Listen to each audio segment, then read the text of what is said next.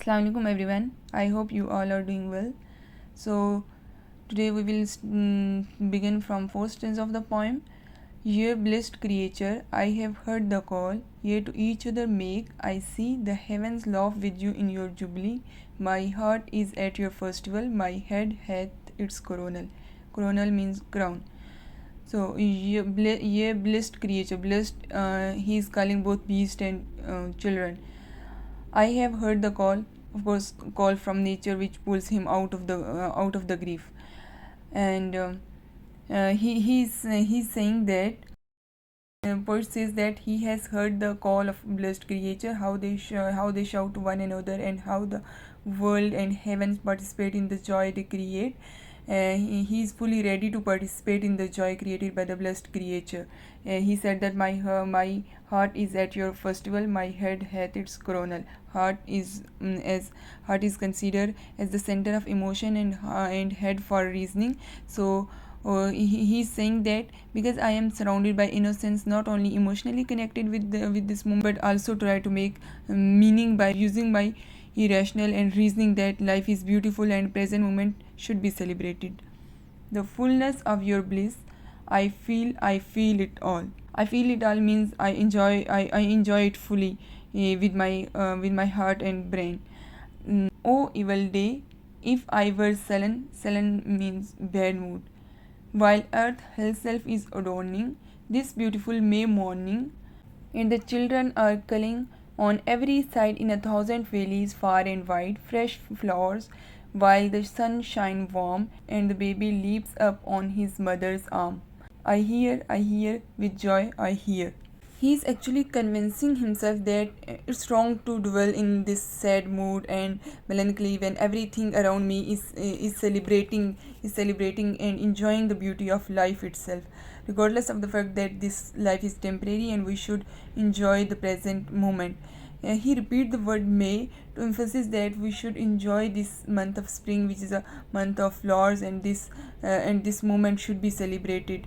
Children everywhere are picking flowers, means they are enjoying their life fully. So where children are enjoying life fully, I should also enjoy this moment like children. And in next lines he is saying that but there's a tree of many one, a single field which I have looked upon. Both of them speak of something that is gone. The pansy at my feet doth the same tale repeat. So in the starting lines of this stanza, the poet is convincing himself to celebrate the moment, and in these lines, he reverses and goes back to the same idea.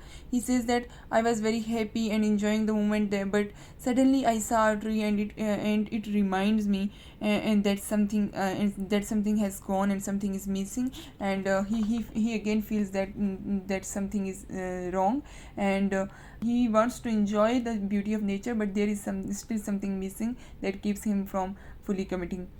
Here the theme of power of time is very important, that with the passage of time the things change, and how with the passage of time each passing moment pushes us toward its end. Although he is enjoying the present moment, but at the same time he sort of became nostalgic and anxious of the children that they are enjoying, but he is burdened by the idea of mortality, and this idea again makes him sad.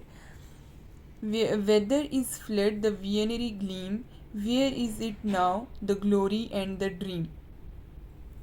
He's he's explaining the characteristics of childhood, like everything where in childhood everything seems like a glory, seems like a dream, but again as the time passes is we realize the real meaning of life, and we struggle hard to achieve something, and the idea of that we have to leave everything one day, and this idea is of course very scary. So he says that he says that why I cannot enjoy the moment very free like a child who has no worries of life, why that glory, that dream fades away.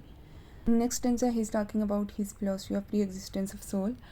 So our birth is but a sleep and a forgetting. The soul that rises with us, our live star, hath had elsewhere its setting. Setting means origin is somewhere else, and come from afar, not in entire forgetfulness, and not in utter nakedness, but trailing clouds of glory do we come from God who is our home. So this is how he convinces himself that he says that actually the actual life is before birth and after death, because again he again reversed the definition of everything. For us this is home, this world, but he says no, our permanent home is heaven again, and it is very much based on the biblical idea. He extracted his philosophy from biblical idea. So he reversed the definition and says that that is our permanent home where God dwells, of course the heaven. So he says that when we born, that is actually where the sleep begin, and that is the nap time for soul, because it is away from the home and for this temporary abode. And of course when we are going to die, our soul will wake up again, and we will go back to the permanent home, and this is how he convinces himself that yes, I am immortal. So in this paragraph he is trying to convince himself that we are immortal. And he says that when we are born, not in entire we are in entire forgetfulness. He says that when child are born, he doesn't completely forget his life in heaven right away. He remembers the chunks of it, that is why he treats the world like a dream, like a glory, as a visionary gleam. And he says that with the passage of time, of course the memories of heaven fades away. For God, who is our home, heaven lies about us in our infancy, shades of the prison house begin to close. He is taking this world not only as a temporary stage, but also he is calling it as a prison house.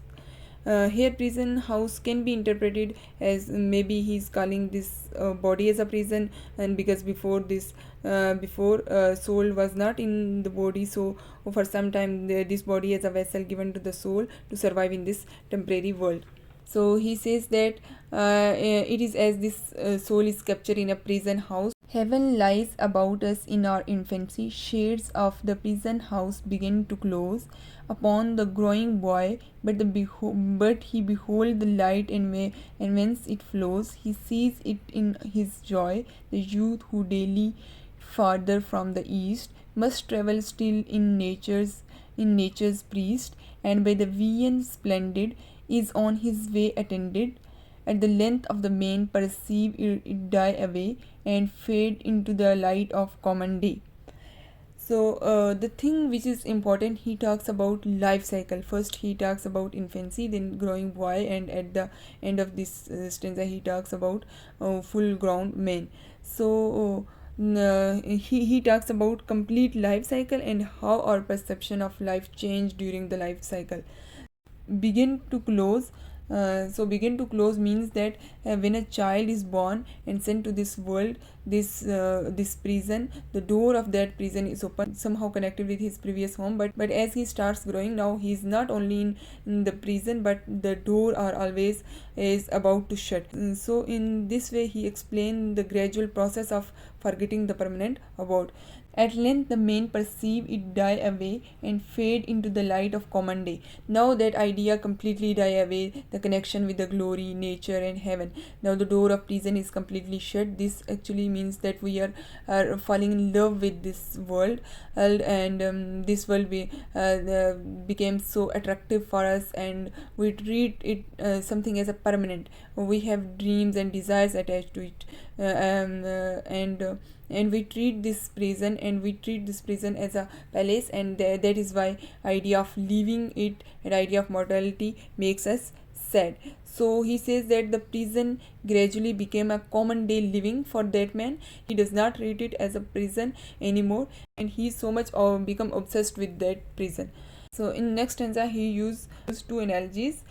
Earth fills her lap with players of her own, yearning she hath in her own natural kind, and even with the something of a mother's mind, and no unworthy aim, the homely nurse doth all she can to make her foster child her inmate man, forget the glories he hath known, and that imperial palace whence he came. So he's using two analogies over here.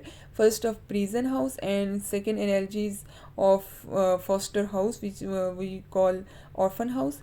So according to his philosophy, we are children from heaven, and this earth adopt us for a while. In this stanza, he's giving two titles to this earth, mother and nurse. He says that not only it takes us in her lap like a mother, it also takes care like a nurse. It does everything it can to make this world attractive for us.